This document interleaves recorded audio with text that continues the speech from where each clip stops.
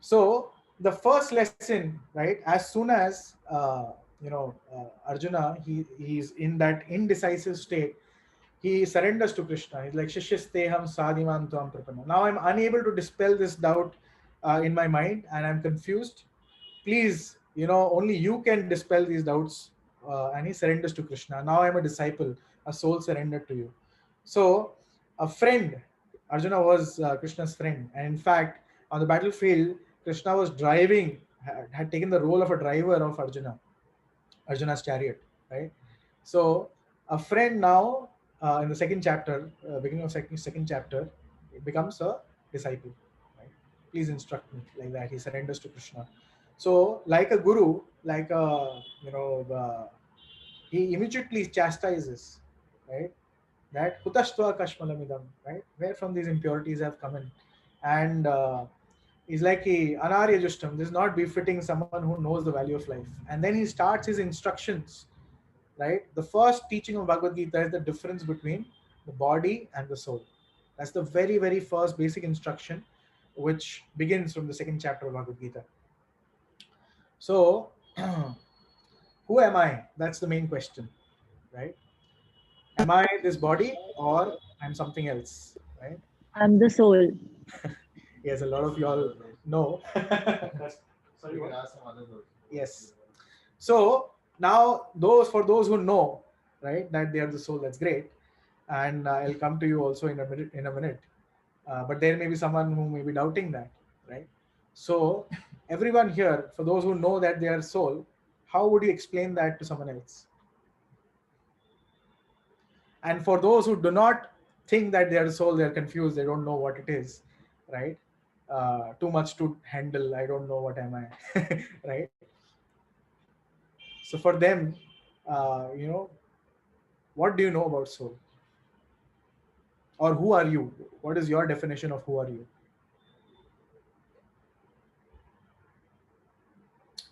So anyone can share from both the ends.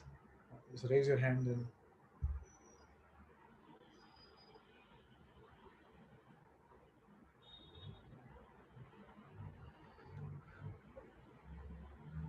okay. So before we answer that, I think it's a little bit challenging.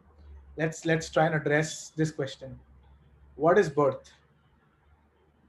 Where do we come from?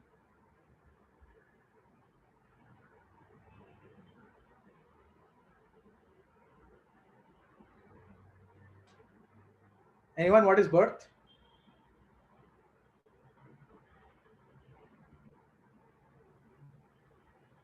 It's the process of re-entering into another life with another form. Okay, that's one answer. Everyone agrees with her? Anyone who doesn't, please raise your hand.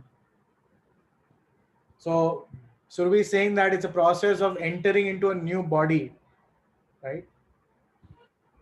Anyone who doesn't agree, please raise your hand. Now is your chance.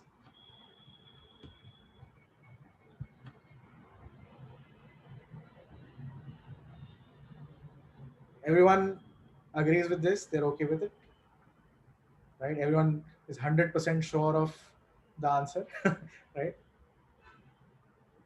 All right, great. So everyone is already having a good amount of knowledge here. Great.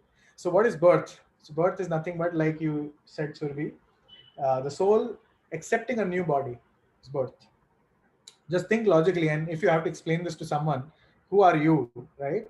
So if someone says, no, I'm soul wol patani, I'm just this body, right? Or I am me. Some people might just answer like that, right? So we can always take them back to the birth, right? So what is birth?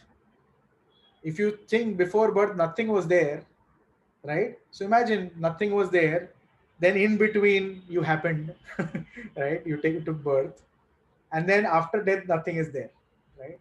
How does that work? ये middle में क्यों अचानक से आ गया, right?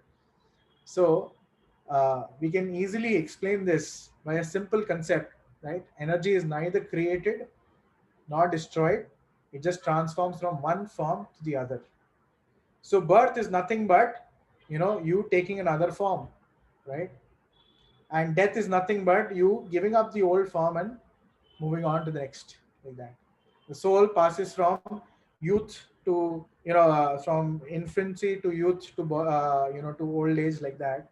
And at the end, when the body is no longer fit for living, it gives up the body, just like you give up the old garments and accepts the new one, right?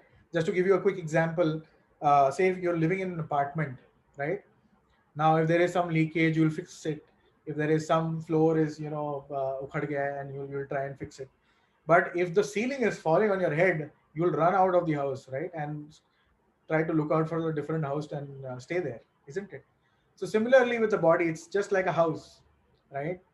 When when you start, it's very brand new, nice, right? All everything you can do. It grows a little older, then you need some fixing here and there. And when the house is about to fall, you have to move out, vacate the place, and get another one, right? So that's birth, right? What is death? Where do we go from here? Okay, so like we discussed, death is nothing but giving the present body and accepting the new one, right? And sorry, yes, okay. So if, and everything we know of, right, when everything we identify ourselves with is connected to the body only, right? Your name was given to you after the third or the fourth day once you were born, right? So it's not that, when you were born, you never had a name, you never existed, right? You were there, right? You still had a personality at that point in time, just that someone gave you a name after 3 4 days or 10 days, whatever, in different cultures, right? So if someone says, oh, I am Vijay Madhav, right? So that's just a name, that's a designation, right? That's a name given to me. Oh, I'm a doctor, or I'm a lawyer, I'm a artist, right? These are all designations. When someone introduces himself, they will usually say all of these things. But these, all of these things are just connected to the body, right? And we are not this body. That's the first instruction Krishna is giving to Arjuna, right? So everyone clear with the concept that we are not this body. So someone say, I'm a man, I'm a woman, right? That can be changed, right? You can have a sex change operation that can be changed. I'm a businessman. So Bill Gates may choose to retire and just do some farming. Okay, will he still say I'm a businessman? So these are temporary designations, right? I'm a sportsman, right? Again, a temporary designation. I'm an American. You may die right now and be born in Korea. You're no longer an American, right? So again, it's a temporary designation related to the body, right? Similarly, Japanese, even for that matter, religion, right? So I'm a Hindu, I'm a Muslim, I'm a Christian, I'm a Buddhist, right? These are again temporarily bodily designations, right? You can die, be born in some other place with some other circumstances and culture, and you'll be that then, right? So we are none of these, right? So actually, who am I? Let's do a quick. Let's see. Any? So Aman, if you can come on camera. बहुत लोग यार meet में Sorry. बहुत लोग हैं What is he saying? Oh, okay. Aman, if you can unmute yourself and come on camera.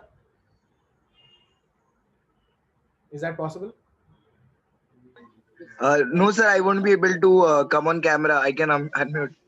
Okay. Okay. Let's take an example of someone who's on camera. Okay, Praveen. Let's you know. So, Praveen, can you raise your hand?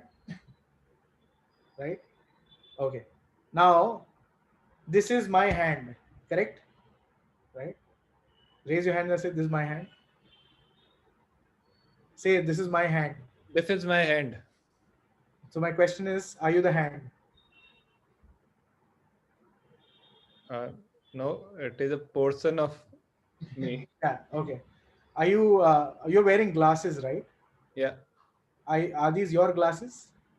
Yes. So when you say these are my glasses, right? Are you the glasses? No, I am not. Yes. So something which you own, which is yours, cannot be you. Agree?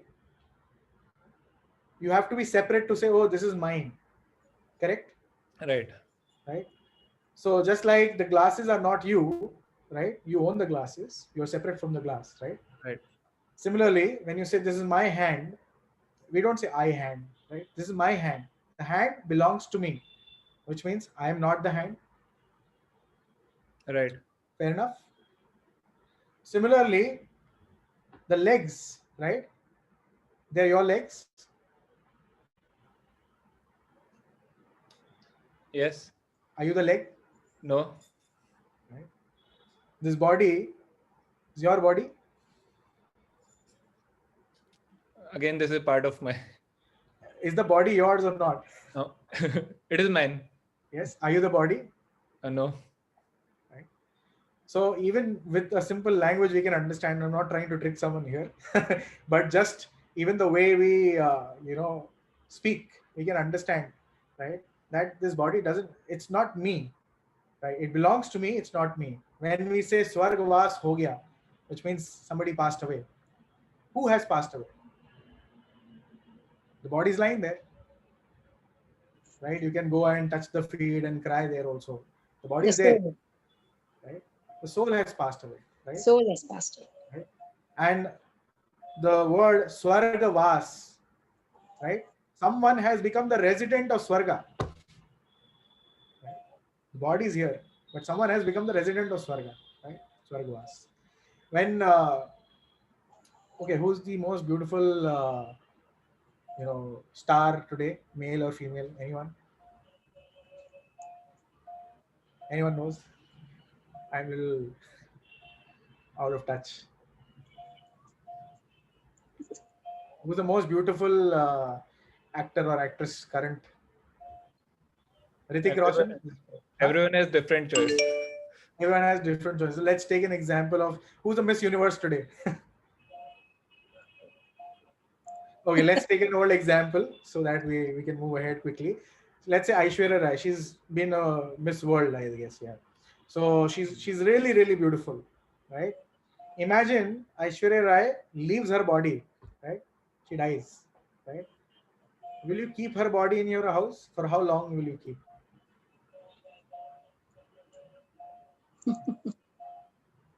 Right? No. You won't keep, right? So, जैसे कोई मर जाता है, immediately, right, within hours, right, we Take ask it in. the body to be taken away, right? Why? Because the beauty exists. Aishwarya Rai is beautiful because of the presence of the soul inside, right? Say, for example, there is Dara Singh, right? He's or Mike Tyson. Okay, you're a famous boxer, Mike Tyson. He's so powerful, right? Anyone says anything, and there have been episodes where someone has said something to him or instigated him, and he's beaten the hell out of the other person, right, in the ring. So if till the time the soul is there in his body, right, he has all the strength. The minute the soul is out of the body, even a small boy can kick the corpse, right? वो कुछ नहीं कर पाएगा, right? Someone touches you, like, hey, why did you touch me, right? Immediately, and you're ready to fight, right? But when the soul leaves the body, anyone can do anything. पूरा autopsy कर लेंगे आपको, right? You won't be able to say anything because you're not the body, you're gone already, right? So male, female, young, old, nationality, occupation, all these are bodily designations which are temporary. All of them can change, right? I'll just try and move ahead a little bit. We are running late, right? So once somebody is dying, right? Even the doctors, they cannot do anything, right? After a stage, they'll say, "Abhi to Bhagwan hi bachayega," right? If you are the body and the body is just a bag of chemicals, just inject the chemicals and make the person stand, right? But once the soul has left, they cannot do anything, right? So all of this we can understand there is something more than this body, right? Which is at play. Therefore, the body functions. We can also see it logically, right? That at all times, right, every single day there is a change in the body, right? And if we take the photograph of, say for example, Surbi, your picture from now and your picture when you were 2 years old, right? There's so much difference, right, in the body. The body has grown, the features have changed a little bit, right? And the scientists, they describe that every 7 years, all the cells within the body, they completely change, right? The old cells die, the new cells, they come, there's duplication, etc. So in a span of 7 years, all the seven all the cells in the body, they are completely changed. How old are you, Survi? I'm 28. 28. So this is practically your fourth body, right, in this lifetime. Yeah. Right. So every 7 years, the body, all the cells in the body, they completely change, and every day there is some change. Our nails will grow, our hair will grow, something or the other will change, right? So we can see the body is constantly changing. But can we say, oh, yesterday she was Surbi, today she is Parvati, right? Cannot say that, right? She's the same person, isn't it? So you as a person, you remain the same, but the body is constantly changing. So are we not separate from the body? We are the same, right? We are the same person, right? It's not that suddenly, oh, now I'm Ramesh. No, right? I'm the same person, right? So Krishna describes, and I think we discussed, as a person puts on new garments, giving up the old ones, the soul similarly accepts new material bodies, giving up the old and useless ones. Right? So the simple example of an unseen driver, right? Just like anyone of you has a car? Anyone here who has a car? Okay, again, Subi. Right. Even Nishtavati Mataji has a car. Okay. So say Nishtavati Mataji, she comes to the Hare Krishna temple Juhu in her car, right? And she attends the Bhagavad Gita course and comes back. And her car basically is not there when she comes in the parking lot. Basically, the car has gone off by itself, right? On a ride. Is it possible? No. Right? Even with the autonomous cars right now, they still need someone to control it. Right? So you need a driver, or you need a person who controls the car, right, for it to be driving, right? It cannot just go of itself. You can watch your car in the parking lot for thousands of years and it won't move an inch without some intervention from human intervention, like that. So similarly, the body is just, it's described in Bhagavad Gita as yantra rudani maya. It's described as a machine. It's like a car, right? Just like a car has two headlights, we are also having two eyes. It has a mouth, the car has a horn, right? We have a heart to pump blood. The car has a radiator to supply water, right? We run on hands and legs, right? We move on legs and use our hands, so the car is running on four wheels, right? You see the similarity, right? So just like car is a machine, our body is also just like a machine, right? So what do science? Sorry. Prabhuji, I have one question. Yes. It is the body that dies, the soul never dies, right? Correct. Yes. Yeah, because The sometime back someone said the soul dies. No. When you So said that Swargvas ho gaya, that particular sentence, I think, I no. don't know So who said it. I Yeah. only said it. The soul has become the resident of Swarga, which Yeah. means that the soul soul never dies. Na soul is unborn, Yes. immortal, immutable. Right. We'll come to those characteristics of soul. Right. Hmm. So the soul doesn't die; it just goes from one body to the other, one place to the other. So Swargvas means the soul has left his body and attained a body which is fit for living in Swarga. Like that. Okay, so according to scientists, what they feel, right? The body is basically made of mostly of water, and there are so many different kinds of chemicals, right? So just imagine that you are actually driving a brand new Mercedes car, which is 25 lakhs. I don't know, that it must be more right now. And all the chemicals in the body, if you calculate, right, the amount comes to 210 rupees. If we are just a bag of chemicals, your worth is 210 rupees only, right? So imagine you're sitting in a car, brand new Mercedes cars, 25 lakh worth, and you're driving along with your friend, and you guys meet with an accident, and there is a chance to either save the car or your friend. Who will you save? Friend. Yes, but that is so illogical, right? Because you're just 210 rupees worth. Your friend is just 210 rupees worth. The car is 25 lakhs. The friend has life, car doesn't have life. Yes, right. So and that helps us understand that we are not this body, right? Why? Because if we are just this body, which is just a bag of chemicals, our worth is 210 rupees. But we understand life has much more value, more than a Mercedes car. So yeah, we are not a bag of chemicals. A scary picture. Just move ahead. Right. So like I said, Yantra Rudani Maya, Krishna, he describes how we are all seated on a machine made of material energy. So we are actually eternal spirit souls having a material experience right now.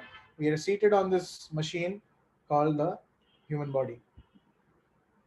The body appears to be alive because of the presence of the soul.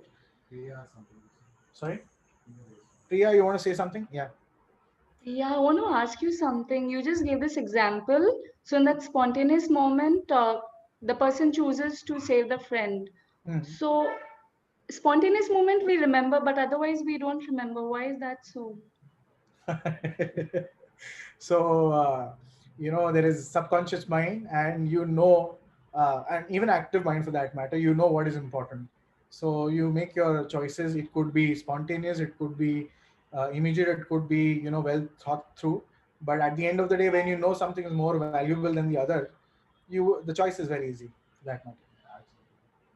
You want to add something? No, I didn't get this. So let me put it the other way around for my understanding. Yeah. So you mean to say that if I choose to save a friend, does that mean the Lord takes over that time and saves the other person? No. The example was that, say for example, you're driving and you're about to meet an accident, right? And you have a chance to maneuver the wheel in certain ways where that one way the car can be saved but the friend will die, maybe he'll fall off, right?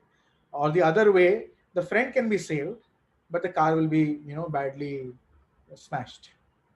So Yes, when I you have, get that question. But my only point is spontaneously, how can we take a sensible decision? And when we have so much time, for me, I'm talking like I okay, would not take sensible decision.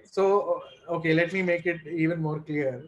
So I gave the example just to establish a point or establish the principle that we understand, that the soul is much more valuable than just anything material, even a Mercedes car, which is 25 lakh worth, right? So why would we save our friend? Because we know there is life, which is much more valuable.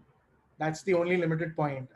I mean, we can dissect we don't need to dissect the example into other things, but it was just to understand make you understand the principle that life is much more valuable even than a Mercedes car, right? Okay. Uh, so if there is soul, why can't we see it? How do we know the soul is present in the body?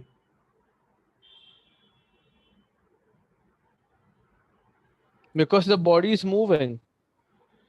Okay, the body is moving. Because see, I'll give you an example. Like you mentioned the car, so I will mention the car again. Okay, so a car, we are driving the car. Okay, we see the car, we see it moving. But then if the person, if the person has tinted his car windows, we may not necessarily see the driver. We'll just see the outside, but we won't see who's driving within. But that does not mean there's no driver, right? Excellent. Yes. So uh, we actually understand that the soul is present within the body by its symptoms, right? Just like he mentioned that the car is moving, we understand there has to be a driver inside, or there is some human intervention in the age of autonomous vehicles. There is a human intervention because of which the car is moving, right? So similarly, just because by the fact that our bodies are moving, we are animating, we are talking, we are thinking. All of these things is, we can easily infer that yes, there is soul, because of which the body is animating. And we have seen dead bodies, they are not animating because the soul has left the body. So the symptom of the soul, right? Just like, say for example, sometimes the sun is there, but it's covered by dark clouds. But we can still understand it's daytime. We cannot directly see the sun, but we can understand it's daytime because there is sunlight, right? Just like in the picture you see behind, we don't see the sun directly, but by the symptom of sunlight, we understand that the sun is present. Similarly, we can understand the presence of the soul by its symptoms, and the symptom of the soul is consciousness. You're conscious, right? There is consciousness. Sorry, if I pinch you, you will feel the pain, right? Because you have consciousness, right? So that's a symptom of the soul, and the consciousness is just like sunlight. The consciousness is spread all across the body. Right?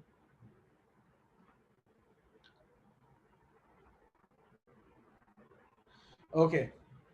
So similarly, how to see the poison? If there is someone is offering you tea, right? You don't, you cannot see the poison inside the tea, right? But somehow or the other, if you've kept the teacup and somehow it falls because of wind, etc., and there is a cat who licks the tea and dies, you will immediately understand that this tea was poisoned, right? Because you saw the symptoms right in front of your eyes, the cat dying, right? So through the symptom, sometimes we can understand, not that we have to see everything, right? So Lord Krishna, he instructs how to see the soul. So feeling, willing, thinking, all these are consciousness, right? All these are symptoms of presence of soul.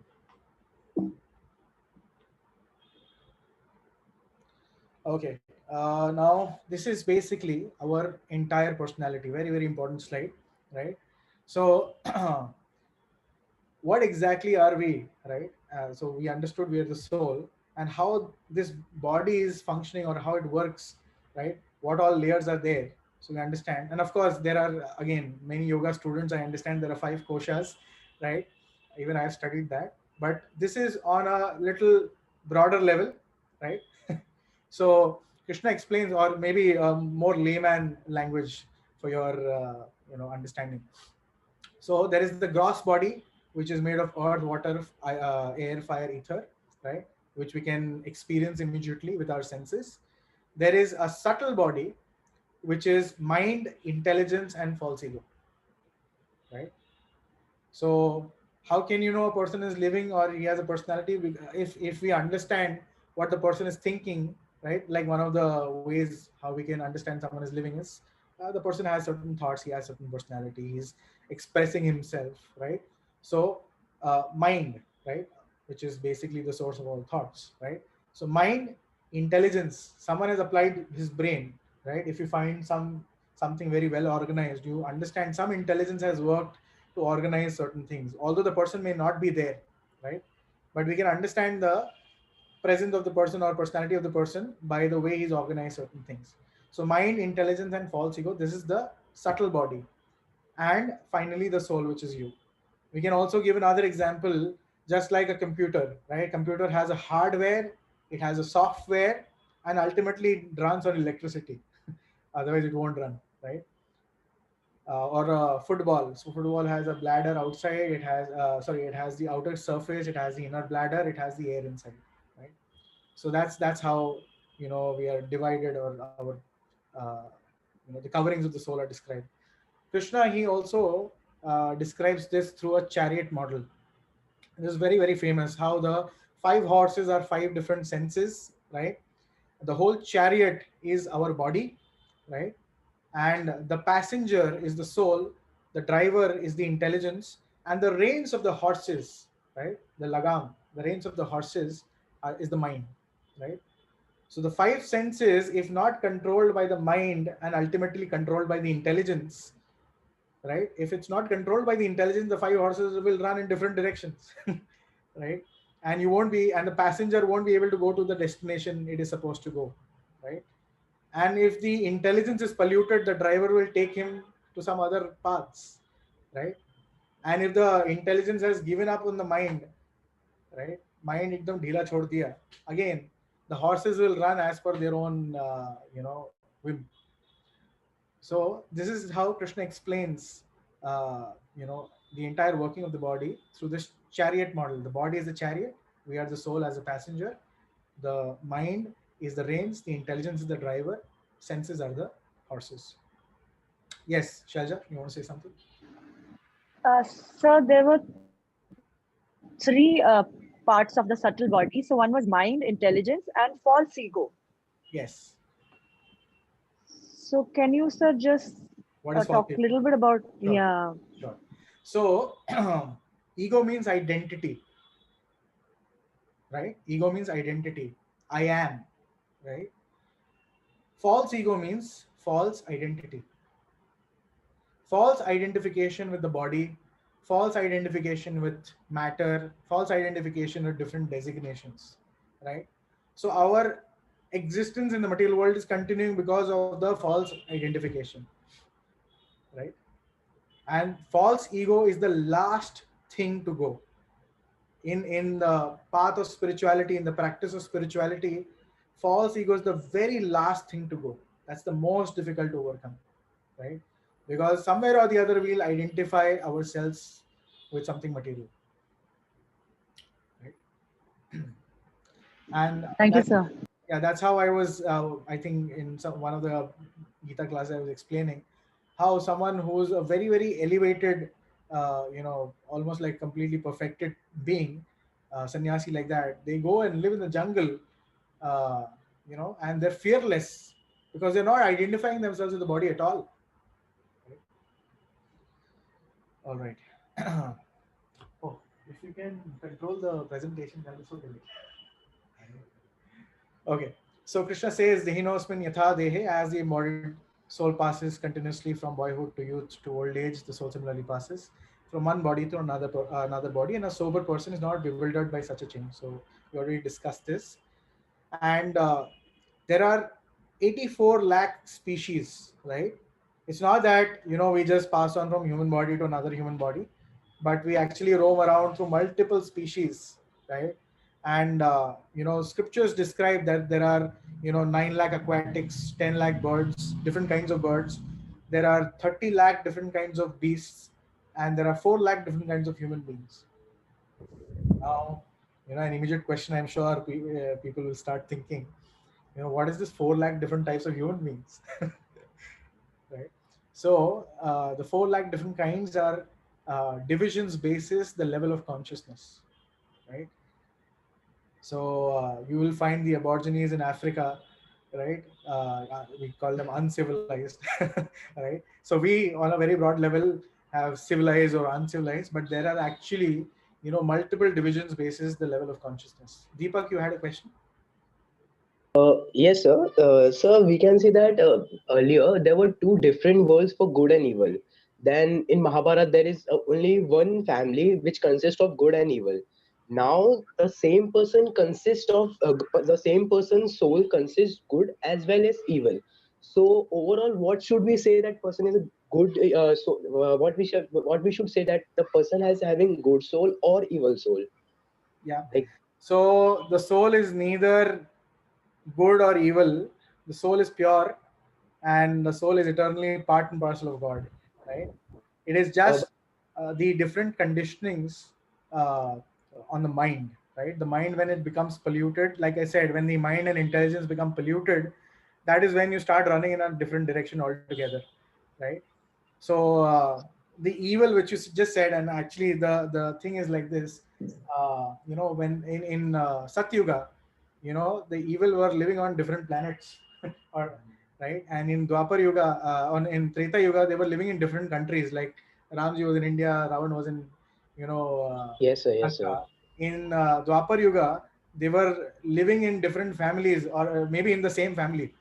Yeah, same family. And Kamsa in the family of Krishna, and in Kali Yuga, there the good and evil is within the same person, right?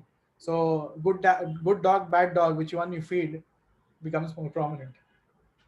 I'm Okay, sure sir. you must have heard the story. Yes, sir. Okay. Sorry, we are running out of time. I'll just move ahead. Surabhi, you want to say something? Yeah, so in the previous slide where you were showing that from the trees it went to insects and then birds or animals and then finally into the human form. Yeah. So does it mean that now that we are humans, then ultimately we are on the path of getting samadhi and somewhere in the middle, or Okay. is it like Very that, good question. or Very we good. can go back again to become a tree or insect? Yes, sorry, I almost missed that. Very good question. So, this human form of life is actually like a junction, right? And in animal form of life, we don't have the facility to learn scriptures. So the other species, they are known as bhoga yoni. Bhoga yoni means I'm either getting the good result or the bad result of my activities, right? So the animals, plants, etc., their consciousness is limited to, oh, here is food, and this is how I can grab my food. Or they would have a consciousness of creating a family, etc., as well. But they don't have enough intelligence to discriminate in terms of what should I be doing, or what should I not be doing. They may have enough intelligence to discriminate between, oh, here is a person who's harmful, he's evil, and here's a person who's my friend. They might have that much discrimination, but at the end of the day, they don't have enough intelligence to learn the scriptures, like I just said, right? So human form of life is just like a junction, and scriptures describe, here we have the opportunity to learn and elevate ourselves. Otherwise, there is always a danger of falling back into the different species of life, right? In fact, this is something which we'll cover in the third day as well, but I'll just touch upon it. So say for example, who else is there? Maushmi, I think you can come on camera if it's okay. Yes, sir. Yes. Yeah. So, say for example, Mausmi, she's done some very nice, social service, and the government of India is very, very pleased with her. And the government of India gives her a, Boeing 707 plane, right? And Mausmi is very happy, right? And what she does is she decides, वो हमने बहुत time से मुंबई दर्शन नहीं किया. Let me do Mumbai Darshan, and she takes out her Boeing 707 on the streets of Mumbai. What will happen? What will happen? Not possible. It'll be chaos, right? Right? It'll be chaos. And the government will say, Maushmi, look, you want to do Mumbai Darshan? We can give you a beautiful car. Why are you wasting this aeroplane and you're causing a chaos here? Right? If you want to do Mumbai Darshan only, then take this car, give back the plane. Correct? So, similarly, this human form of life is just like an aeroplane, it's meant for flying. Right? If we just use this human form of life for eating, sleeping, mating, and defending, these four things, which all the other animals are also doing, they're just eating, sleeping, mating, and defending. Right? If we are also doing the same thing, right, and not using it for the real purpose. What is the real purpose? Self-realization.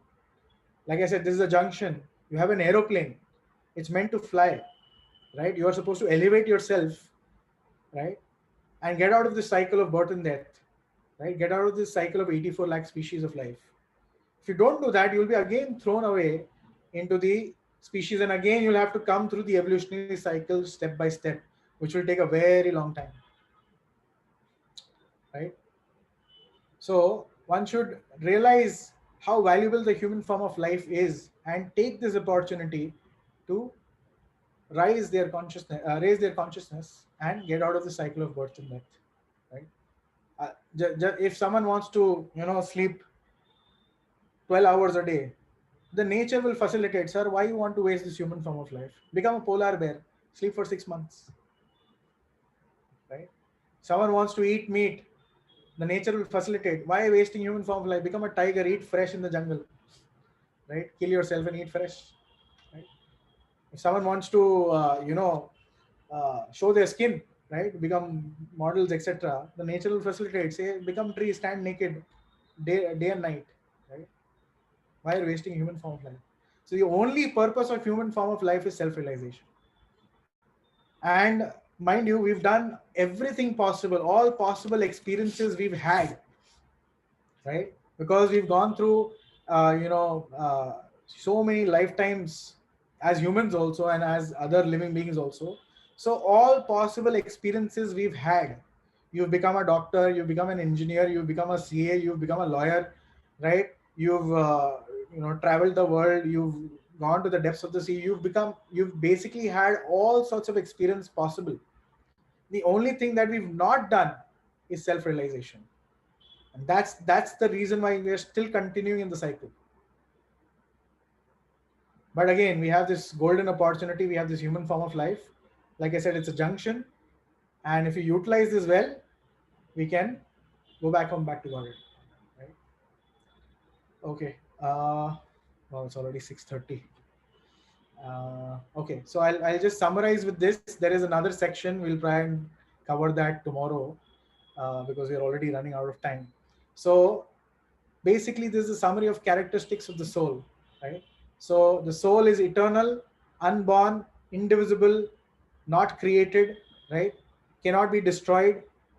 It's made of Sat, Chit, and Anand. Sat means eternal, Chit means full of knowledge, Anand is happiness, right? So by our very nature, we are eternal, full of knowledge, and our very nature is to be always happy. But because of the body, we are in a reverse condition, right? We are Asat, we have to die. Achit, we have to go to school to study ABCD, right? And then move on from there.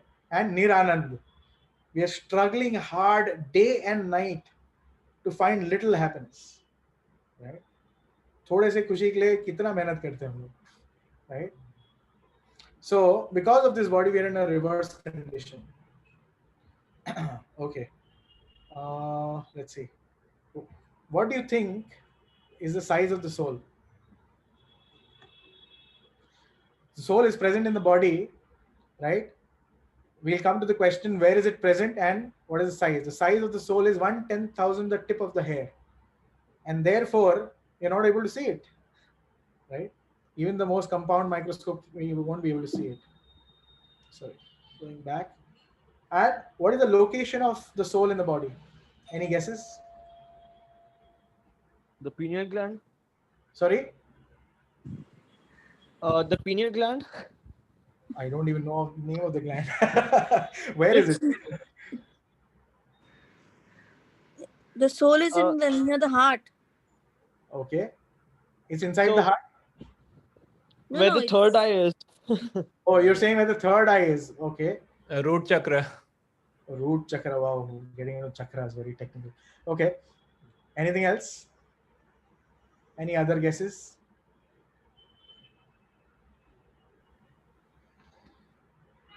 So I think Meghna Mataji, right? She mentioned it's in the region of the heart. Yes. The soul is present not inside the heart, in the region of the heart. So heart transplant hoga, aadmi badal nahi jata hai. The man remains the same, right? Because it's present in the region of the heart. And what is the identity of the soul? Right? We are saying soul, soul. The name is given after we get a body after third or fourth day. What is the identity of the soul?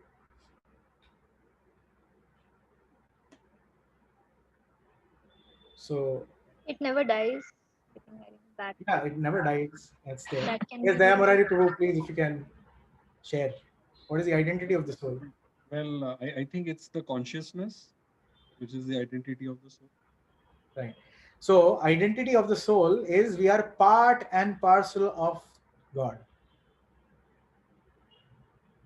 Right.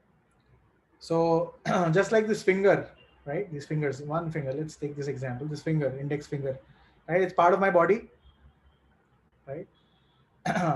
Now, just for, example's sake, hypothetical, right?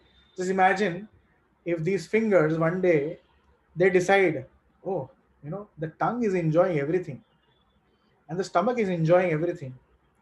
We are doing all the hard work. We want to enjoy our separate food. We won't serve the body. What will happen to the fingers?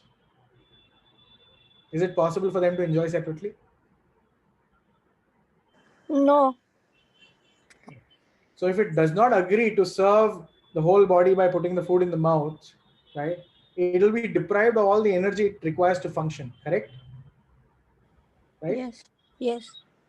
The minute the fingers, they agree to serve the whole body, right, it will automatically internally be supplied with all the energy required to function, correct? Similarly, we being part and parcel of God, right, the duty of these fingers is to serve the whole and will be internally satisfied, correct? Similarly, we being part and parcel of God, our eternal identity is Jivera Swarup Hoy Krishnera Nitya Das. We are servants of God, right? Our duty is, or our constitutional position is servants of God, right? Just like this finger is servant of the whole body, right? The duty of the part is to serve the whole. The minute we agree to serve the whole, serve the supreme, right, we'll be internally satisfied. We won't need external things to try and to be happy, right? We won't need a big bungalow at the seaside to feel happy, right? We won't need the extra, कोई injection नहीं डालना पड़ता आपको जब आपने खाना खा लिया. The fingers are supplied with all the energy. It doesn't need any external intervention. Similarly, when we connect to God through service, right, we are internally satisfied because we are part and parcel of God. That's the real position or identity of the soul, right? Beauty of the soul, I think we discussed already. Beauty of the soul is because of the presence, because beauty of the body is because of the presence of the soul. So it's the soul actually which is really beautiful, not Aishwarya Rai's body, but the soul actually that is beautiful, because of which externally also we appreciate the beauty. The minute the soul is out, nobody wants to keep her body, right? So okay, we discussed all of these, right? In fact, there are some scientific references as well, right? I won't get into that, but yeah, okay, very quickly, there is matter and antimatter. Those two guys won Nobel Prize for discovering that, and there is a description of what is matter or what is proton and antiproton, and you'll find the differences is similar to difference between material things and material body and the soul. So matter is proton is matter, it's visible, it's measurable, it's destroyable. Antiproton is antimatter, invisible, immeasurable, undestroyable, right? And the scientific world, it comes to a conclusion there is another world made of antiprotons which we have only limited experience of. And similarly, Bhagavad Gita describes my abode is eternal and imperishable. So you will find a lot of similarities if you really study, go deep into what science is talking about and what Bhagavad Gita is talking about. And Krishna is also saying the soul can never be cut into pieces by weapon, nor burned by fire, nor moistened by wind, nor withered by not moistened by water, nor withered by wind. Right. So I think this basically, again, comparison between spirit and body. Spirit, no change. It's conscious. It's eternal. It's alive. Whereas a body is matter. It changes. Not conscious. Temporary and dead. Right. So this brings us to the end of one section. It's already way past 6:30. I'll probably take up the next section, which deals with the mind tomorrow. Sorry for stretching it. I think the first discussion itself was quite big, so we ran over time. Yeah. So if there are any questions, I can take them for next 5 minutes. And then if there are more questions, we have created a link. It's almost like a whiteboard, which Partha Priya will just share the link of. So all of y'all can go, and it's just that you have to click and it will create a post-it on the whiteboard and you can put your question. So we will try and address those questions in the coming classes as well. So anything which we are unable to address at this point in time in the next 5 minutes, if you have more questions, you can go and post it and we'll try to address it in the next class. Okay. So now the floor is open for questions. Anyone has any questions, we'll take questions for next 5 minutes. Can I just announce something? Sorry. Just give me a second. Where do I go here? Okay, so the link is shared.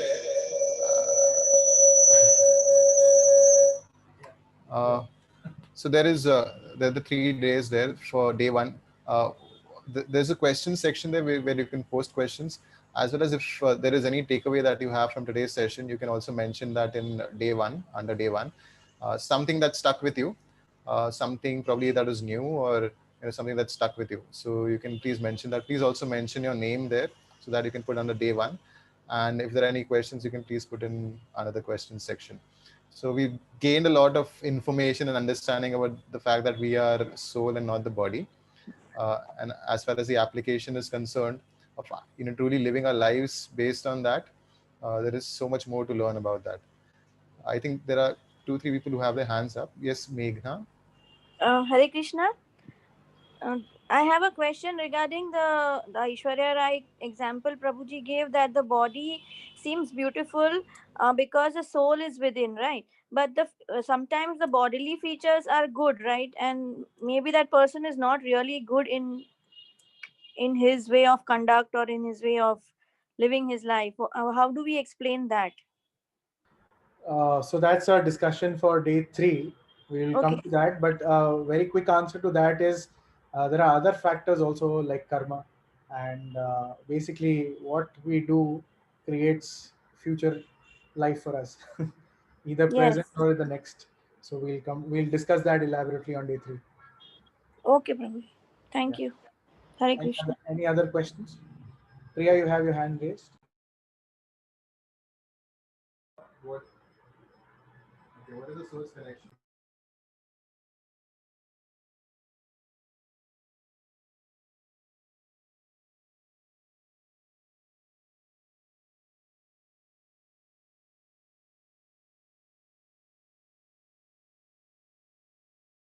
Yeah, we have the question.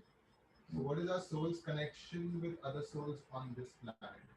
So the question is, what is the connection of our soul with other souls on this planet? Other souls on this planet. Okay. So very good question. Who is it by? Okay. So basically, Bhagavad Gita describes that a sober sage or a saintly person, he sees an ant and an elephant and a dog eater or a brahmana equally. Now, how does he see equally? Because he sees that all of them are souls, being part and parcel of God. So, in one sense, we are all connected. We are all children of the same Father, right? So that's how we are connected to all the living beings. Is that okay? I think Shelja, you had that question, right? No, sir. But I agree to this because I also believe in this. We are children of the same Paramatma, so which is a higher, we are kids. And therefore, we have a very strong, we can actually have a very strong relationship with each other with this central point, that we are all children of the same God, right? Our same Father, right? Who's the Supreme Personality of Godhead. And that is actually, in fact, Srila Prabhupada created a place for the entire world to live. He created a house where the entire world can live. And we can practically see, I was hearing a class by Bhaktivedanta Swami Maharaj. He's a disciple of Srila Prabhupada, already left this planet. So one very powerful class he was giving in Africa, in Nairobi.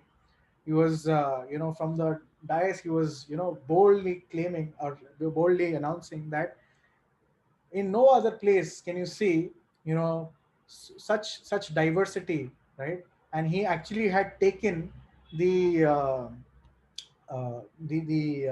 one of the members of parliament in Nairobi, one of the what do you call one of these people, Neta, one of the Netas, one of the ministers in the government of Nairobi, he took, and he actually showed him around in the temple of Nairobi that you will find a German, you'll find a Russian, find an American, you'll find a African, you'll find somebody from South Africa, you'll find somebody from Far East Europe, etc. So all these people are working together under one roof in a spirit of love and cooperation, right? How is that possible? Because for all of them, the center is Krishna, the center is God, right? Therefore, they can all come together. So Srila Prabhupada has actually created a house in which the whole world can live together, right, peacefully. Add. Yeah, I just go on mute. So a lot of the problems that we see in modern day life, where there is discrimination based on skin, color, caste, creed, a lot of that is addressed. That is a practical application of the Bhagavad Gita. Like Prabhuji just mentioned that we see everyone equally, because that is how it is pointed out in the Bhagavad Gita, that a person who is in knowledge, who is a learned person, can actually see everyone equally. And because he does that, a lot of the problems that we see in modern day society today, uh, all the discrimination is actually sorted out. It's solved. So there is no more than fighting based on ground, because I understand, okay, this fellow living entity and soul is actually the son of the same God, uh, so he's like my brother. So but this is a theoretical understanding of things. When we actually practice and understand, it's we can actually feel it, and a lot of problems can therefore be solved like that. There's another question. Should I? Yeah, go on with the question. Do past life connections matter in current life and current connections in future? Example, the people we are close to, mother, son, etc., are their souls somehow connected to us from past life? So are our relatives who are there today, are they connected us from past life? Is that so? Okay. So actually, the chance of you getting along with the same kind of parents is very, or relatives, or children, whatever, the same relatives or same set of people is very rare. It is not rare and rare both at the same time. So Sri Bhaktivinoda Thakur, he describes it in, is one of the great saints and Acharya, previous Acharya. So he describes Kamala Dala Jala Jivana Talamala, which means that it is just like two leaves or flowers coming together, right? In the ocean, if it's coming together by chance, they may come together, and with one wave they might just separate also. And the chance of the same two set of leaves or flowers coming together is cannot, again, depends, right? But it's very, very less, right? So like I said, we have connection with each and every one of all the souls in one sense, because we are all part and parcel of the same God, right? But at the end of the day, it may not be that अरे हाँ वो कुछ लोग होते हैं ना कि अरे हाँ ये अभी मेरे दादाजी मरे और मेरे घर में बच्चा भी अभी भी पैदा हुआ, दादाजी पैदा हो गए. So that doesn't happen, that doesn't work like that. We may fantasize like that, but it doesn't work like that. It all depends on somebody's karma, and what next life one person will get. That is also very, very difficult to ascertain, right? Because we don't, at the time of death, what the person's consciousness is, and what his karma is, basis that he gets the next life. Yeah, Shelza, you can leave, and anyone who's getting late because it's way past 6:30 can leave. I think I'll just take one last questions after this, and then we'll officially end the class as well. All the other questions can be posted, and we'll try and address them tomorrow.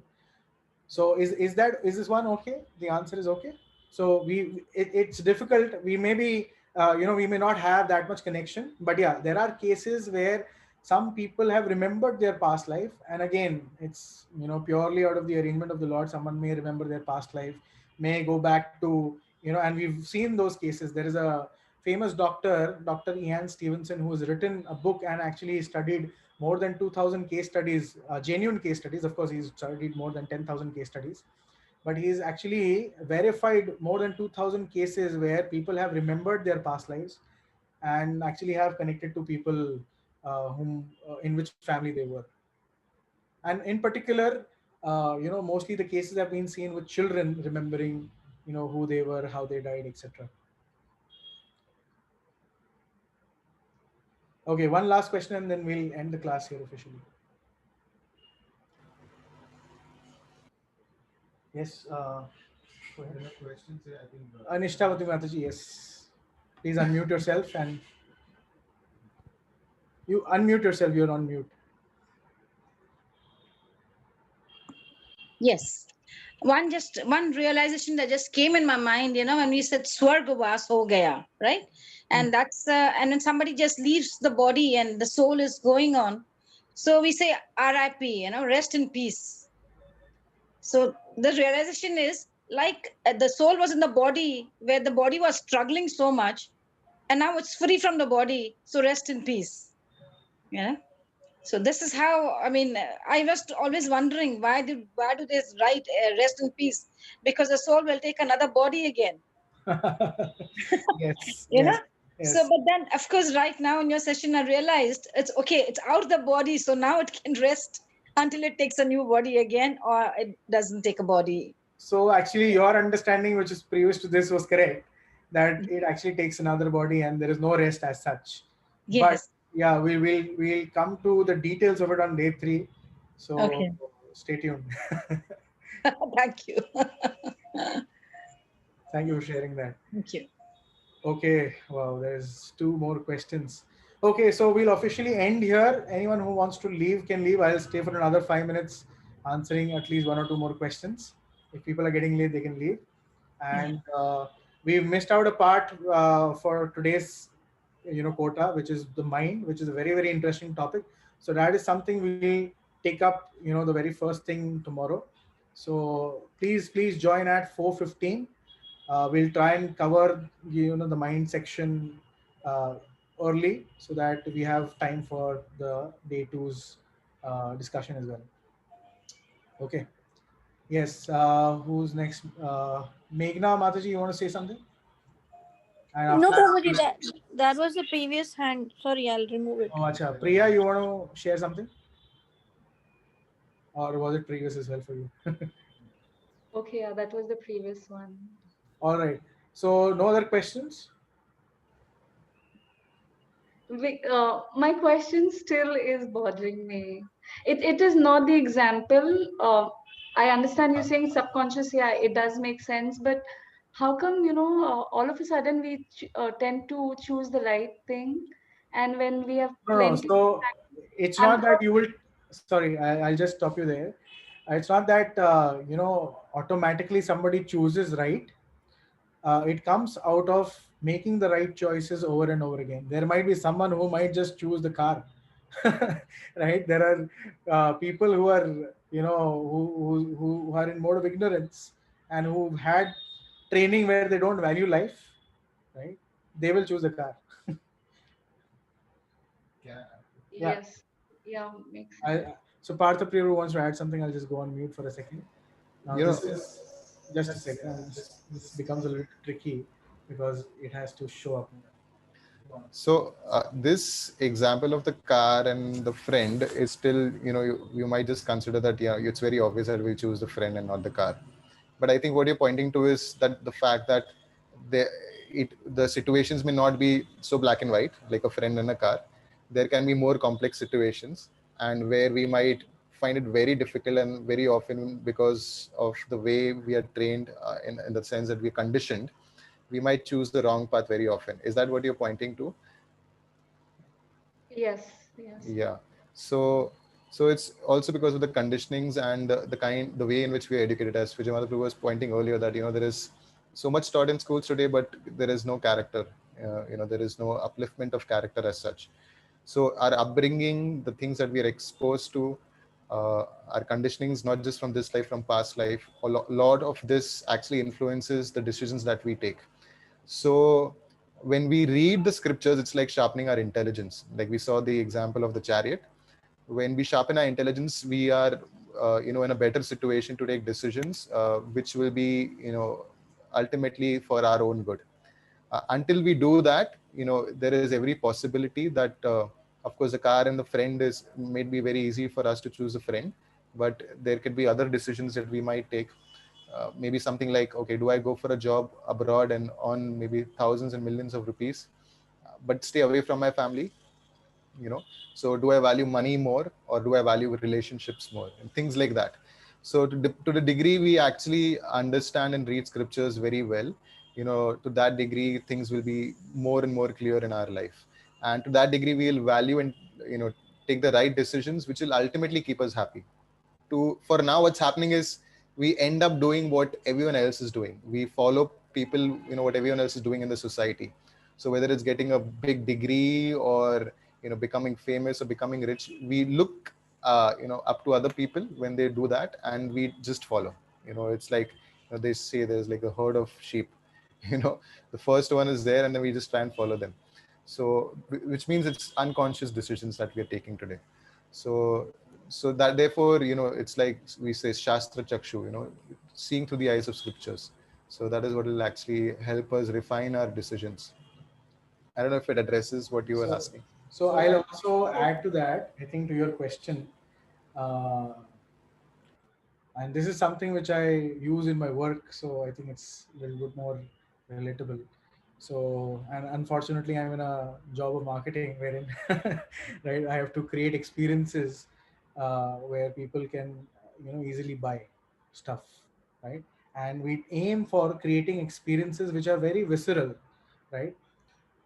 Which are not on a surface level, spike in emotion and get the person to buy, right? Versus allowing the person to logically think, take their time and logically think. So we are actually designing, digital experiences in a way where the person doesn't think, and just with a visceral experience, right, immediately there is a spike of emotion, and they click the shop button, or they move on to the next step for buying the particular item which you're showing. So and that is almost like hardwired, right? That propensity to of consumerism, right? Because we are constantly bombarded with things like this, which kind of push us to make those purchases, etc. So it's just like, if you sow a lemon tree, right, you will just get lemons. You cannot expect oranges, you cannot expect watermelon. And if you squeeze a lemon, you will just get lemon water only. So what is inside will come out. So it depends on what we are feeding ourselves. If we are feeding ourselves with Bhagavad Gita, with knowledge that will help us, we will actually have the ability to stop and think at that point in time, and not be carried away with a visceral experience, which might be very, very enticing. So similarly, if somebody is filled with greed, hate, and only cares about money, he won't care about his friend and save the car. I hope. But the example was particularly meant to just help us understand the value of life, and that the life is much more valuable than just 210 rupees worth of chemicals. That was the point there. I hope it's clear now. Yes, thank you so much.